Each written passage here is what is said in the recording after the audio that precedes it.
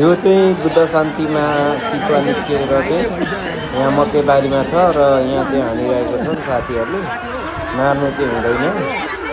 साथीहरू भाला मुङ्ग्रासँग छन् गाइजहरू। अब यसरी यो चाहिँ आरक्षकको जिम्मामा लाउनु पर्थ्यो। आरक्षकको टोलीहरू पनि आउनुभएको छ। यसरी चाहिँ हानिराख्नु भएको छ। औ मार्नु त हुँदैन। अब विध्वंस मार्छ कि के हुन्छ यस्तो। अब यहाँ सुरक्षाकर्मीको पनि उपस्थिति कमी हो कि सुरक्षाकर्मीले हेर्ने हो कि वन कार्यालयले मात्रै हेर्ने होला। र यसको संरक्षण चाहिँ गर्नु पर्थ्यो। यसरी सबैले ढुङ्गा नहानु, सबैले नहानु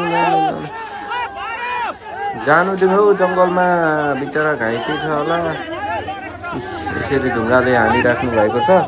यसरी वन्य जन्तु जस्तो हाम्रो दुर्लभ जीव जन्तुहरूलाई चाहिँ यसरी नहानेको राम्रो। नहानु हो ढुङ्गा नहानु। सबले ढुङ्गाले हानेर यार फेरि यस्तो चाहिँ गर्नु हुन्थेन। र यो चितुवाको चाहिँ मारि नै सक्नु भएको छ। सबै धेरैजना उपस्थिति भएर चाहिँ 3 जना घाइते बनाएको छ चितुवाले।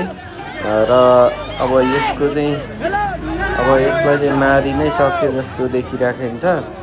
मारि नै सक्यो भनेको पनि सुनिन्छ। र यसरी चाहिँ वन जन्तुहरू चाहिँ मार्नु चाहिँ अलिकति नहुने